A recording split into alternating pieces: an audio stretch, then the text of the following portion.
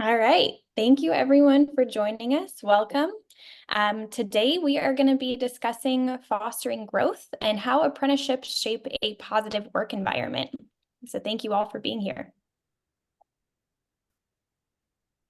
All right, briefly, what we're going to discuss today, I'm going to introduce our wonderful panelists that we have with us today.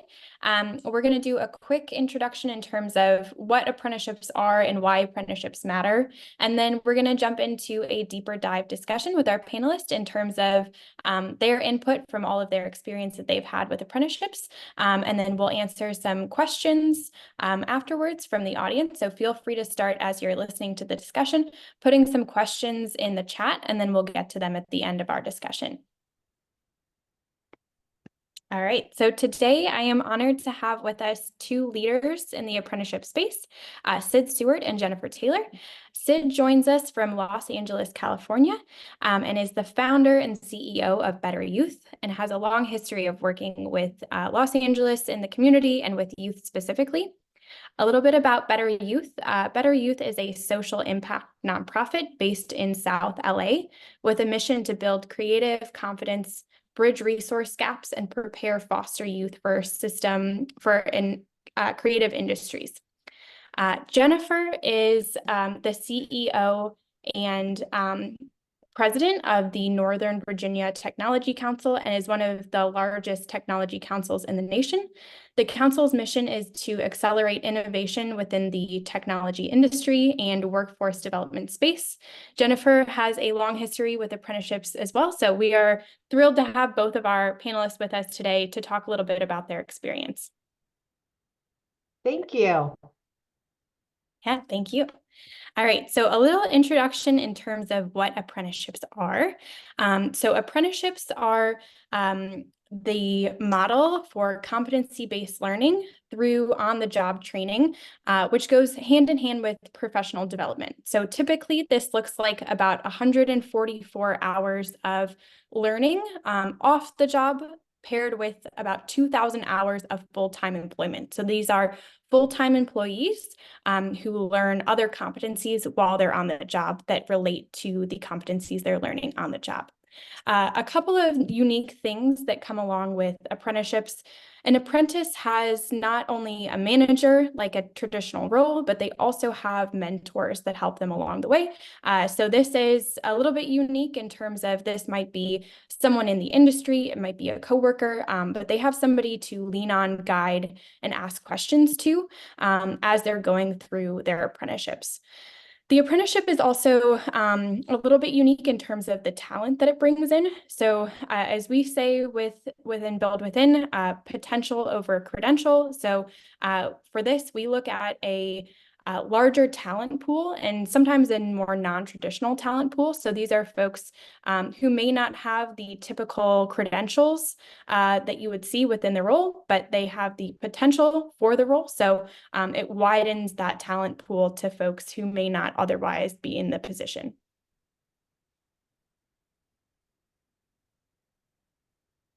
So a lot of times when we think about apprenticeships, we think, the traditional plumber, et cetera, roles that are more manual jobs.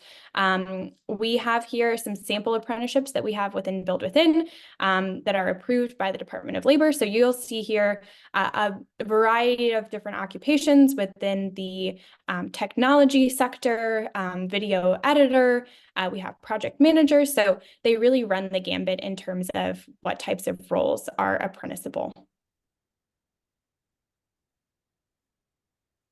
And then why apprenticeships? So why is this so important to have an apprentice in your workplace? First of all, there's typically a much larger loyalty for apprentices. As you are learning on the job, typically we have a much higher attrition rate for folks who are going through apprenticeships. So they stay longer at the companies that they went through their apprenticeships with and are more likely to receive full-time offers. Traditionally, they have financial benefits as well. So we see state by state, region by region, there are a lot of incentives for employers who hire apprenticeships on. So these are folks who receive on-the-job training wages, depending on the state, incentive funding, but there are a lot of financial benefits to having an apprentice.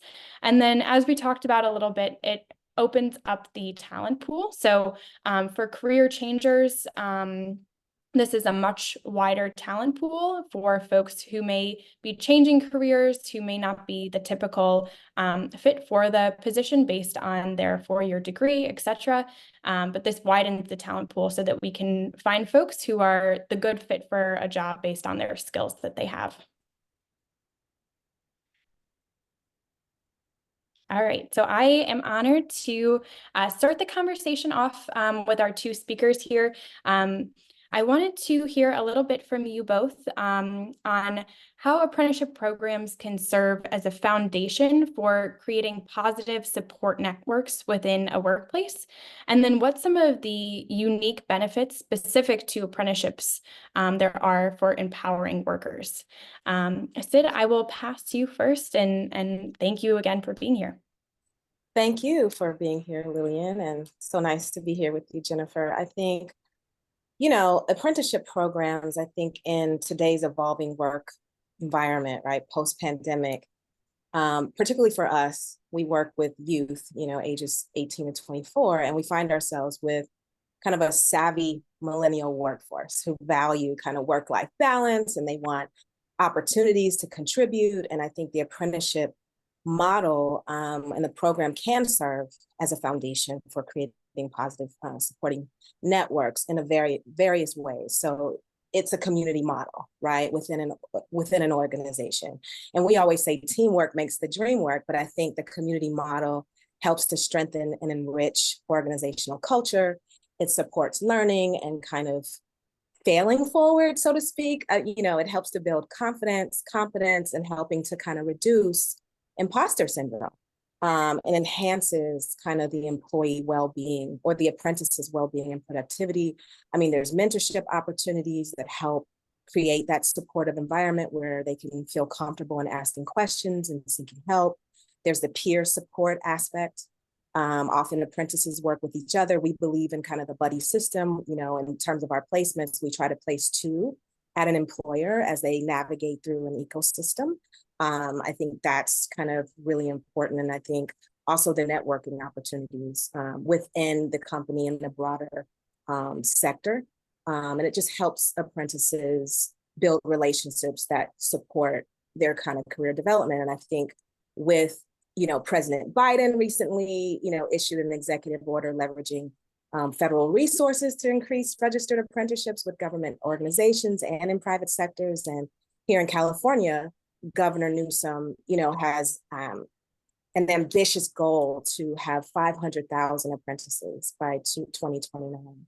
And I think that shows the support, in addition to its Freedom to Succeed executive order, which, speaks to equity, access, diversity for non-traditional talent. So overall, those are the unique benefits that we've been able to identify.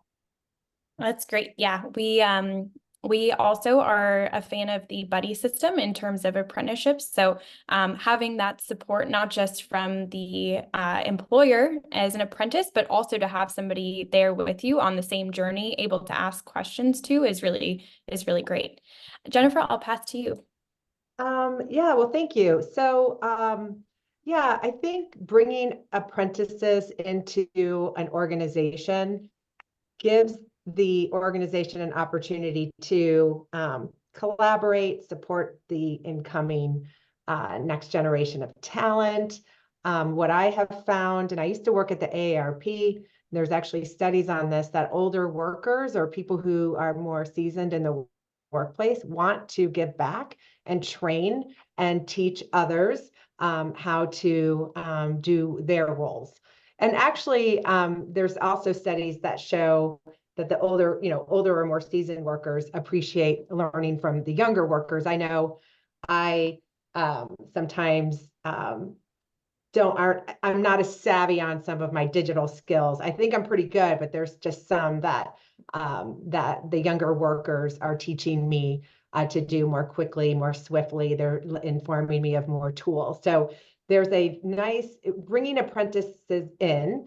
And now I'm talking about the younger workforce, but that we know apprentices also applies to incumbent workers or reskilling workers.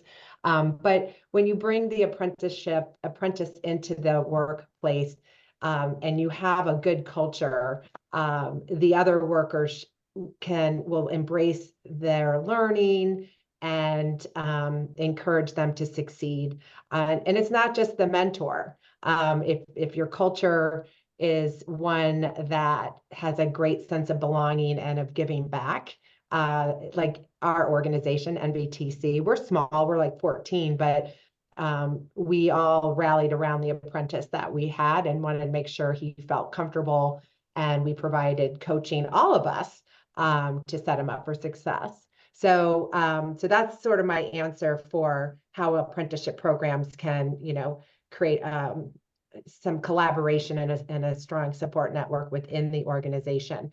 I will highlight that, and you highlighted some of these, but there are very specific benefits of apprenticeship for the employer and the apprentice themselves. So for the employer, it's helping to fill a talent pipeline. And let's face it, when people are hired, companies have to train their new workers anyway.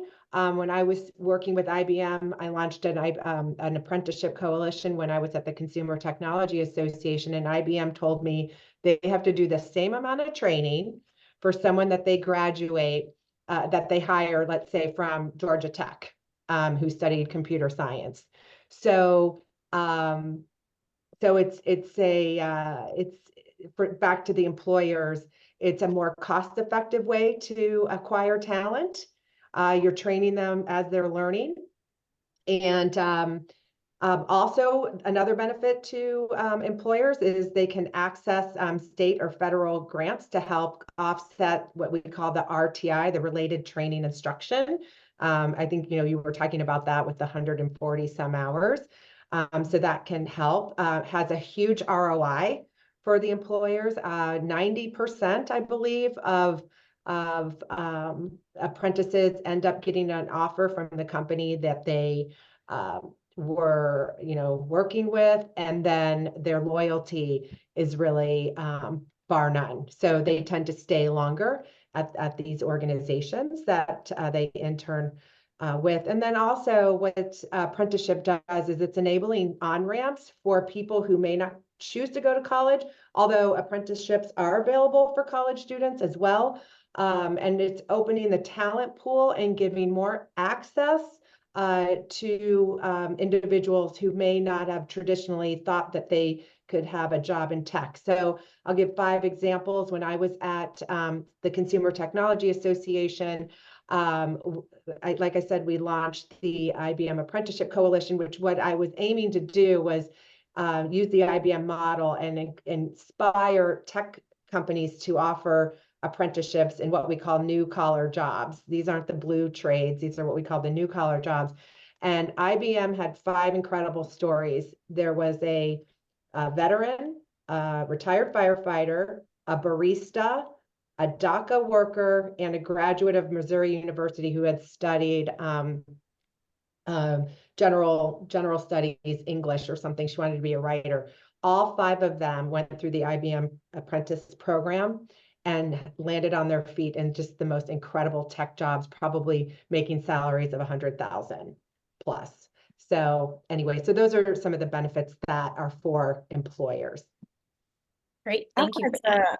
I wanted to just commend you, Jennifer, for what you said at the beginning of the omnidirectional mentorship that is available when a young apprentice, a millennial who has skills that are often not valued.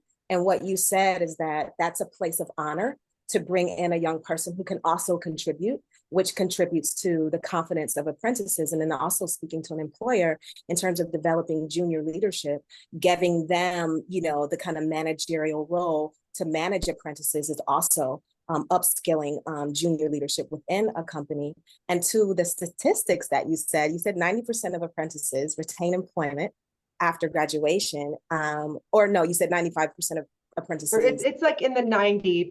It's They end 90%. up getting an offer from where they were apprenticing. I don't even know if that's a And word. also 95% of apprentices are still with employers Yeah, 5 years later. yeah. And I know we were going to mention this, but I think it's 144% return. You mentioned ROI. I guess $1.44 return to an employer for every dollar invested. So it's a win-win. It sure is. And I don't, I've been working now 30 plus years, and I didn't realize this when I was a young person working, but there's a cost for acquiring an employee. And it costs companies money to find good talent. And so they don't want good talent to leave. They don't want to see good talent walking out the door or churning. So it's like I just want to share that with the attendees today. It costs companies money to recruit and hire. So Apprentice is a great option for them to teach the exact skills that they need on the job. And like I said, in many cases, they have to do it anyway with graduates of college, of college degrees. Yeah, that's great. I think anyone who's been at an organization when they're hiring and they've seen the work that goes into, posting the position online, doing the interviews, the time that it takes the staff to do the interviews, onboarding folks, all of that return on investment when you don't have to do that every 1-2 years, because the folks that you hire on are there for 5 years, is that $1, et cetera, that you get back when you hire an apprentice, because they're going to stay with that company. Yeah. I wanted to go back a little bit to what you were saying, Jennifer, in terms of some of the experience that you had when you were working with an apprentice at a smaller organization and you had the whole team sort of rally around the apprentice. I wanted to know a little bit from both of you of how you've seen leaders and managers support the apprentice through their networks and within their organization to have a successful experience for that apprenticeship program. Sid, I'll start with you. I think as leaders, we have an example. I mean, we have an obligation to lead by example. So I think working closely with higher ups in an organization and apprentices get an opportunity to emulate what they see. It's never too early to develop a leadership mindset as an apprentice, right? You always, you go for the job you want, but I think as an apprentice, you have the ability to kind of emulate those in power, I guess, and it's an empowerment tool. And basically they learn from leaders, about commitment, about being open to feedback, demonstrating how to pivot, how to deal with challenges and barriers. And then in addition, I think leaders, mentors, coaches are highly connected, right? For entertainment, for sure. It really is about who you know, in addition to what you know. Oftentimes people are hired simply by connections and having networks. And I know for foster youth, they need a network, right? This is why we work with young people to develop the network. We always say network increases your net worth, which is true. It's who you know, right? And I think leaders can help facilitate networking, building relationships with other employees, teaching them how to sustain professional relationships, key contacts, inviting them to working events, and encouraging participation in professional organizations outside of the company, because that also strengthens your network and allows you to understand a broader macro view of an industry and understanding how you play a role within that company. But like in entertainment, there are studios, there are production companies, there's a broad network, and you need to know everyone, not just who's specifically a video editor. You need to know everyone in order to, if you have a long-term goal of success in the industry. So I would say leaders, have the opportunity to teach by example. Great, thank you. Jen? You're on mute, Jen. Can you repeat the question for me? Yeah, absolutely. So this question came from a little bit from what you were talking about in terms of rallying around the apprentice that you had and having the team really support the apprentice. I wanted to hear a little bit about how you have seen leaders and mentors of an apprentice really support them through the networks that they have and bring them up. And I'll add that's that. it. Okay, now I remember what I was going to say. So it's so like I said, NVTC, we're a small organization. Our brand is a lot bigger than our size. So a lot of people think we can move mountains. We can, but it's, we're small. So I'll give you an example. First of all, we have a culture within our organization, like 15 things that we've all agreed on, and we built this over a year. So I have it posted on my wall here, but we have in our culture that we want to deliver exceptional experiences for our members. We take quality personally. We want to create an environment of friendliness and warmth. We want to solve problems and innovate. We want to communicate to be understood. We want to get clear on expectations. We're going to give people the benefit of the doubt. We're going to focus on continuous learning. We're going to have fun. We have our 15 things. It took us about a year and a half to really land on our culture. And I have it posted on my wall here, and we use it in our daily language. Jimena, the CEO, of Build Within, knows me, and I'm a doer. And sometimes I'm working so hard and fast, and I'm going to get to my example here. And I'm a little bit of a perfectionist, which is not necessarily a good trait. In some instances it is, but where I'm going with this is I've had instances where we've had apprentices like serve up work, and maybe some people in the organization were not pleased with the level or the quality. And I remember coaching the team saying, guys, let's remember that this person is learning. And so we're going to go back and we're going to kindly give the feedback and provide the learning and the education on the continuous improvement. And I share that because I remember sharing that with the staff. So it's very important with an apprentice that we all, as an organization, we're supporting the individuals and helping them learn and really learn the skills that we were asking them to do. So I don't know if that answers your question, but that's just in our culture in general, not to be overcritical about people's work, to give their, just to understand that everybody's coming from a good place, and their intention is to produce quality work.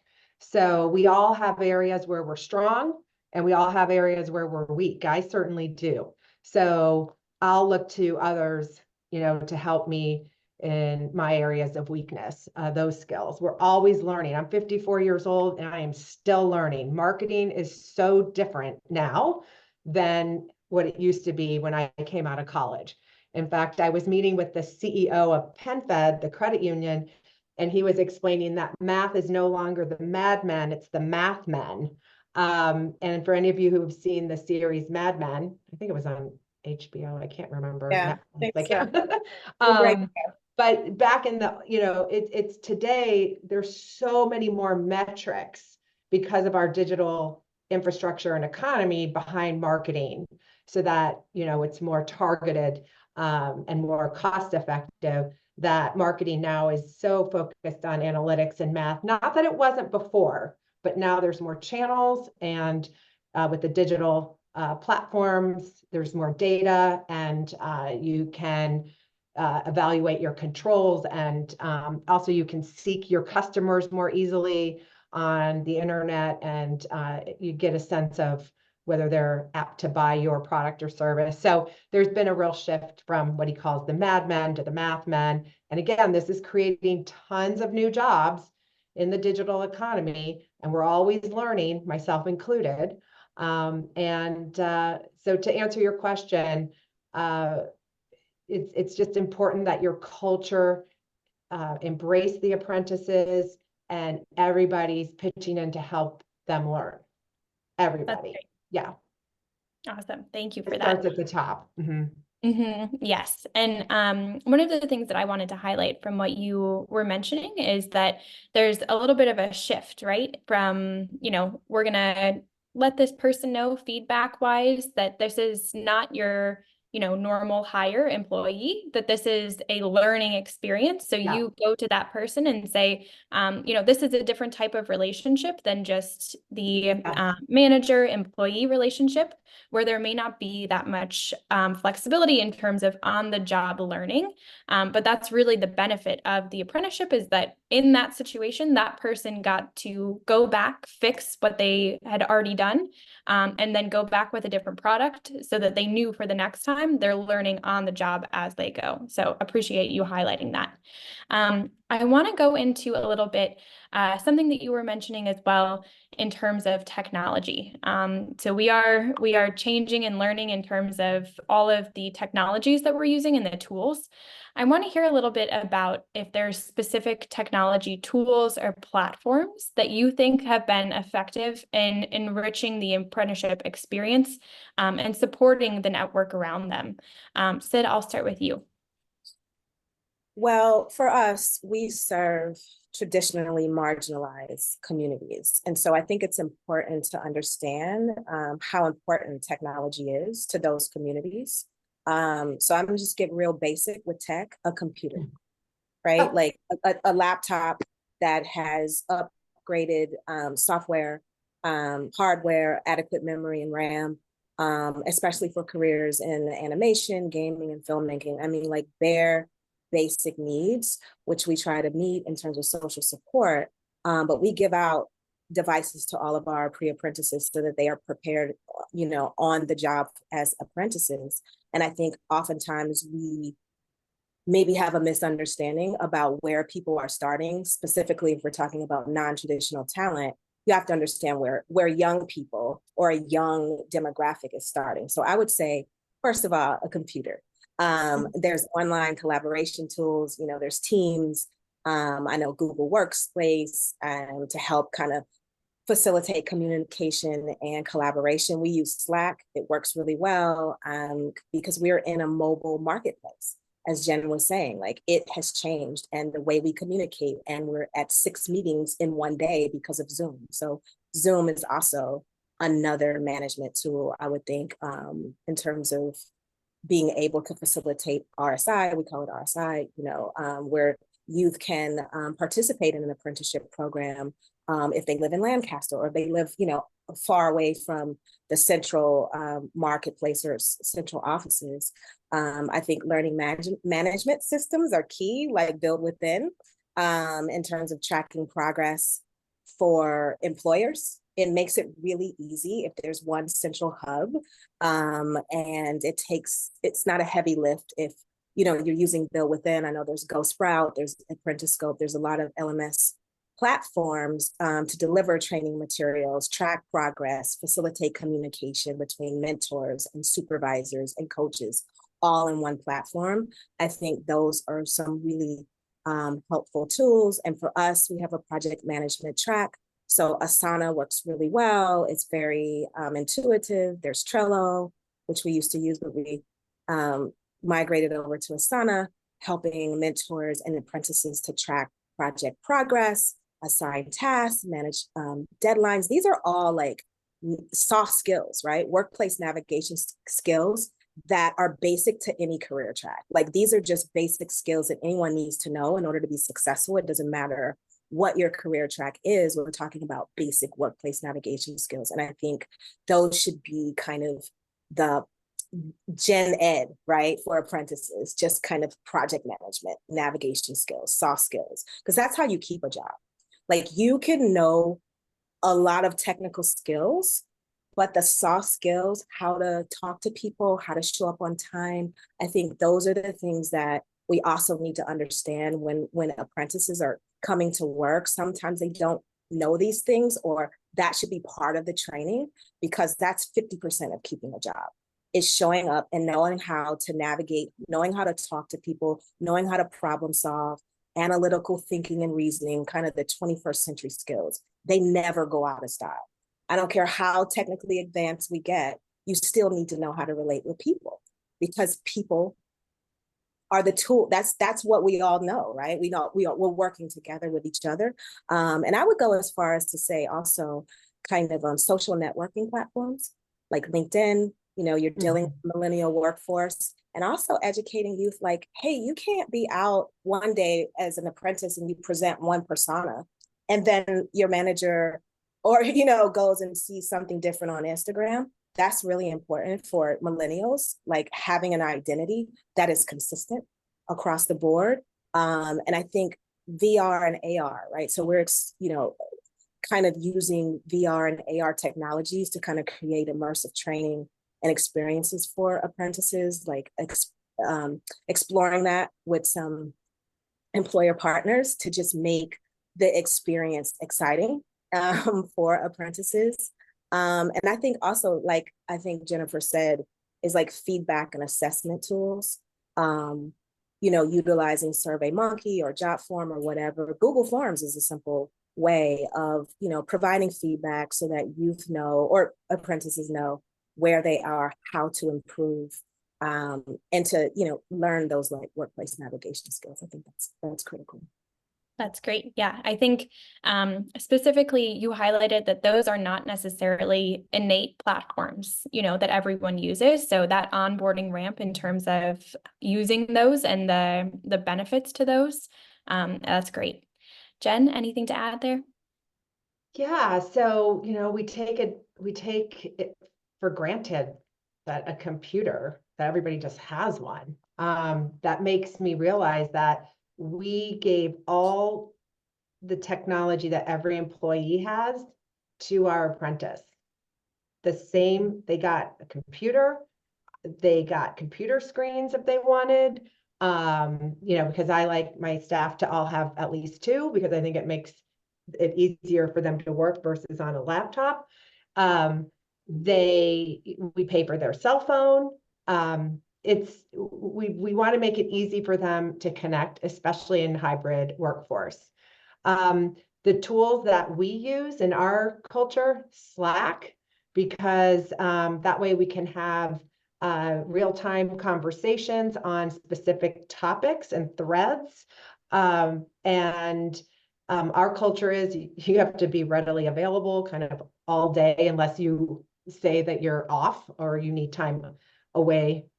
Because let's face it, at least in our organization, there's a lot of asynchronous working, which means we're not all working from 8:30 to 5. We allow some flexibility where, some of the staff have to go pick up their kids from daycare, then they leave, they come back and work when they can. But I know that everybody's getting their time in. But these tools like Slack are very important to our culture. And then Sid was talking about like project management tools. We use something called Monday, and this is where we're tracking our different projects and what's been completed.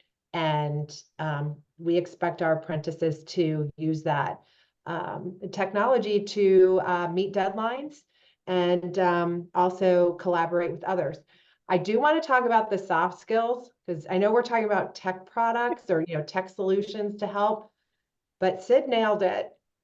The most important thing are the soft skills. If I find that the person is showing up on time, is a curious learner, is putting their best foot forward, is trying, we will keep supporting the person.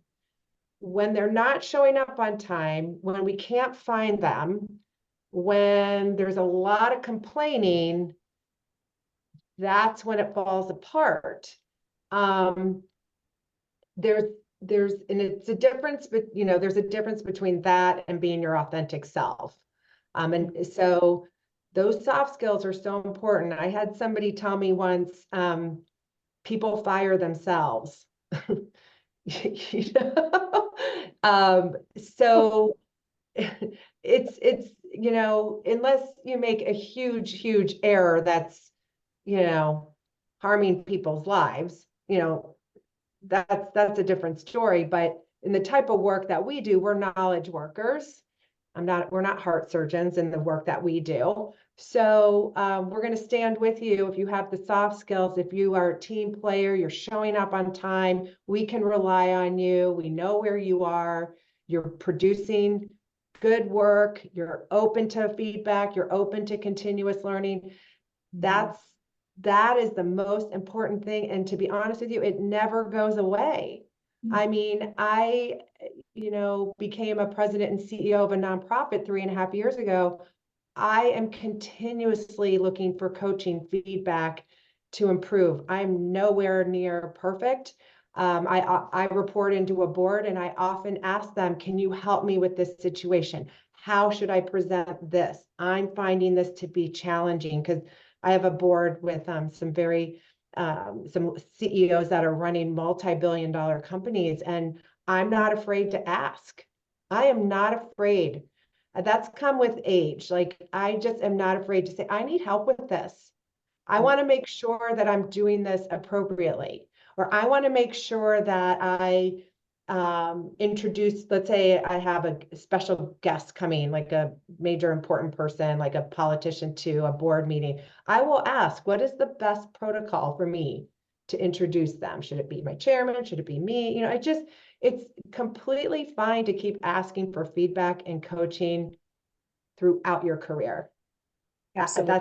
That's how I feel. And I think it actually makes people feel more comfortable. And like I said earlier, like other people like giving feedback and coaching to others because it makes them feel appreciated. That's That's great. really important what you said. I think great leaders are learners. And Yeah.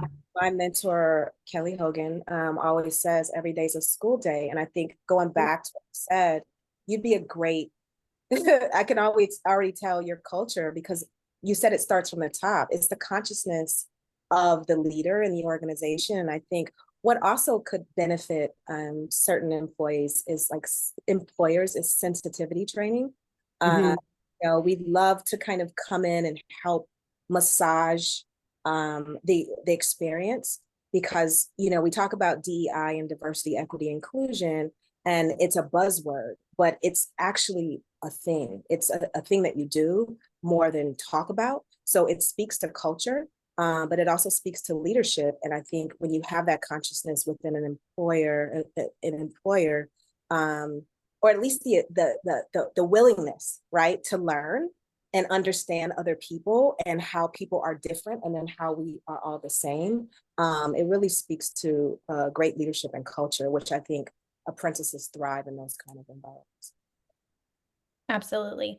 I want to continue on that thread a little bit in terms of the additional training for the organization as it is. When you bring on an apprentice and the apprentice asks questions, a lot of times it brings up that there may be a gap in terms of the onboarding process, in terms of the professional development that's already built in the organization.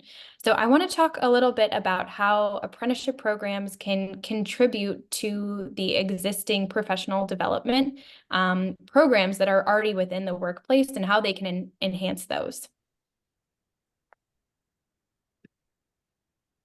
Did you want to start us off? I mean, we are an apprenticeship program, so we're an intermediary and a training partner. And I think we really want to ensure the success of our apprentices. And so we want to create kind of an ecosystem where they flow from pre-apprenticeship to apprenticeship with ease and with success. But I think what we bring is expertise, right, to an employer. And it's really about partnership, right? So we're all partnered together for the success of the program, the employer, the apprentice. So I think, you know, providing accessible program design, sharing like, you know, learning styles, abilities, what works, what doesn't. Also kind of, you know, I'm mentioning the sensitivity training. I'm just really an advocate for that in terms of culturally responsive training and materials and support for mentors, employers to, so that they are equipped to support apprentices from different backgrounds, different learning levels, different learning paths. You know, I would say employers to consider incorporating diverse perspectives and examples of training content to make it more relatable and engaging, particularly for a millennial workforce. They need a different kind of approach and understanding of where they're coming from, and they have a voice, and to understand that, you know, what they're contributing, as Jennifer said earlier, is equally as valuable to the culture and to the environment. And I think celebrating promoting diversity and inclusion is about celebrating, and evaluation, I think, is key. Making sure that those who are within the workplace are actually, you know, feedback from an apprentice helps you to fine tune your program, because your perspective may Oh, be yeah. completely different from theirs. Like, you may be thinking they're really enjoying their experience and they're not, but they want to be there, they want to work.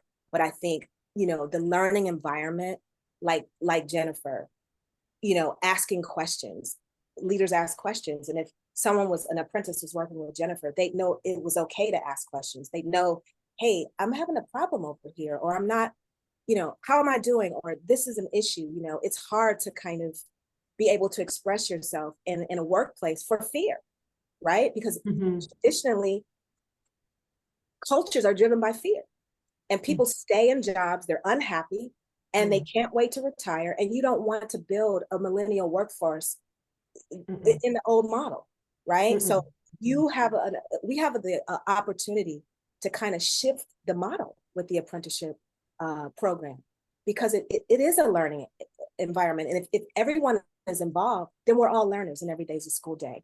And you create an atmosphere to mitigate problems from communication, asking questions, and finding out how we can do better. And sometimes we think we're doing better and we're not. And I think having a voice, the apprentice's voice, is important to contributing to the workflow and the health of that culture. Sid, I'm going to build on that. One of our items in our culture is we are not order takers. So what that means in our environment is, if you're asked to do something and you see a different opportunity, or you think it should be done differently, or you think something's not crystal about what you've been asked to do, we want you to speak up. Because, and also don't wait to be told to do something. Take initiative. That's what that also means. We're not just order takers. I work to make sure everybody in their roles then knows when to take initiative and be empowered to keep innovating and making recommendations on our improved processes, and making recommendations on new technologies we can use, because I can't be the only person doing that. It's exhausting. Yes. So like yesterday, I'll give you an example. The person who runs all of our like digital marketing said, Jen, I know we're going to be doing our budget next year, you know, we have a July 1 fiscal year. Can we budget some monies to come up so that we can develop digital personas? So back to what I was saying about Mad Men versus Math Men. And I said, well, explain to me what that means. Oh, well, we could hire this company and they would help us define our digital personas. And then when we have different events, because we have events that are relevant for CIO, like on cyber or AI or financial executives, then we can be more targeted and we're not just emailing everybody. That's the kind of example that I love, because this person is closer to that function than I am. I am on a balcony, I'm having a bird's eye view. Will coming to me and saying, can we consider this, was music to my ears. Music to my ears. So I was even looking for our apprentice to come with recommendations on what we could do better. In our culture, we're not just order takers. So in our culture, our apprentices can have a voice. That's Again, and it's how you deliver it. It comes back to the soft skills, you know. Hey, Jennifer, I was wondering if I could share an idea with you. I'm going to sit there and listen. Okay. And, you know, come with solutions, come, you know, no apprenticeship. Well, maybe some apprentice programs are perfect, but especially in small businesses, they're going to be fluid. So give the feedback. And again, if you do it with in a constructive, compassionate way, it should land well. If it doesn't, then maybe that's not the right culture for you. So I love that. yeah. So I'm just building on what you were saying. Thank you. I appreciate that. I have a former coworker who used to say that soft skills should not be called soft skills because they're the hardest skills to build. Yes, they are. They're the hardest. So They appreciate are. you all touching on that and leading us through that discussion. Appreciate it.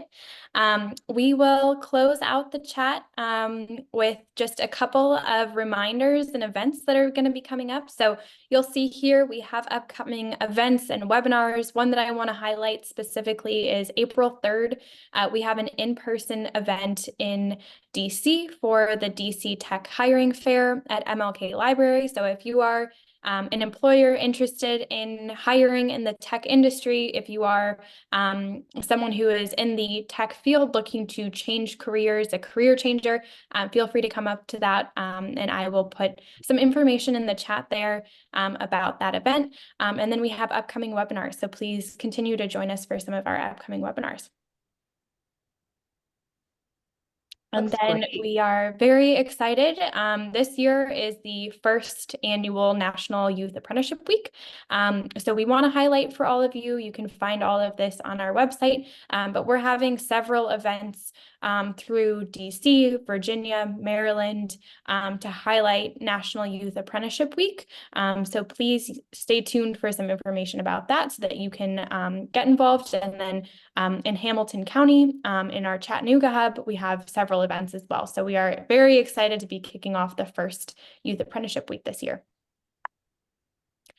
And then how to start an apprenticeship. We received a question, how do you get involved? How do you start one? Please feel free to contact us. All of our contact information is here, and we would love to get in touch with you in terms of how to start an apprenticeship.